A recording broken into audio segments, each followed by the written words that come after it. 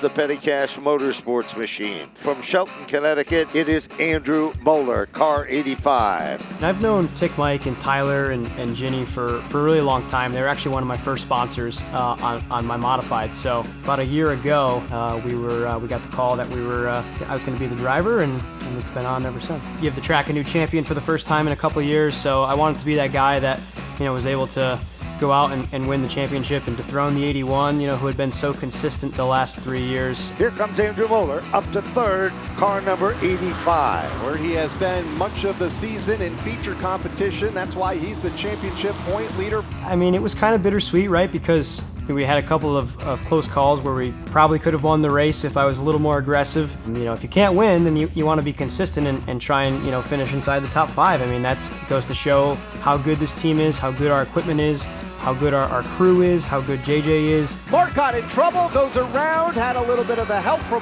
Flannery. Championship point leader Andrew Molleur made contact, had no place to go to the outside wall. It was pretty rough. It was a rough week for me. I don't know what's going to happen with the point situation, right? Because I told people all the time, like, I'm not looking at the points. I don't even look at the points, but I looked at them all the time. That 85 team, we talk about them every week. They've been hot since the drop of the green flag back in April. But they haven't gone to victory lane yet, and that team wants to win. I'd walk through that door right there into the shop on Sundays or Mondays, and the first thing that you see when you walk in the door is victory lane pictures from past wins of guys that have driven this car. So I don't want to be that guy that doesn't get a picture up there. I certainly didn't want to be a champion that didn't have any wins. It was tough, right? It was certainly weighing on me a lot because I knew that I had the abilities to do it. I knew that I had the car to do it and the crew. Deep down, low, off the turn. Molleur brings them back to the line. Andrew Molleur, your points leader, scores win number 1 for 2024. Finally, we were able to break through, win that first race of the year, which was such a relief and felt so good to finally get back to victory lane, win for these guys. Gonna get a picture up on the wall, like just listening to everybody talk online or even in person about this team is built off of winners, and I haven't won yet, so it felt good to make it happen. Andrew Molleur has the top spot. Can he hang on to it though with 3 races remaining?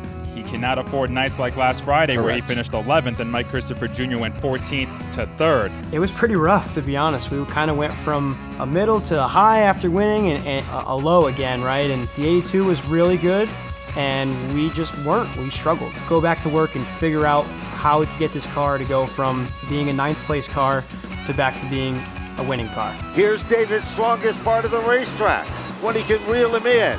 But Andrew Molleur, the point leader, will take down the victory. Just to win that race, I mean, that was like one of my favorite wins of all time. Almost seal off the championship, by giving ourselves a 32-point lead going into the last race was amazing. 2024 SK Modified Champion, Andrew Molleur. I'm still kind of speechless. It's nice to have the championship trophy in front of me, and it's kind of, really starting to sink in now as we're sitting down here and talking about it. But everything that everybody dreams of is being an SK Modified driver, right? Everybody wants to win the championship at Stafford with drivers like Keith Rocco and Ted Christopher and, Ronnie Williams and Rowan Pennick. And to be on that list is surreal to me. It's kind of it's just amazing to think about after growing up, going to Stafford and watching it, to go out and win a championship. It's a good comeback story. It feels good. I was able to do it my way, and nothing feels better than that. Give a big shout out to Tyler and Tick Mike and Ginny and JJ and everybody at Petty Cash Motorsports who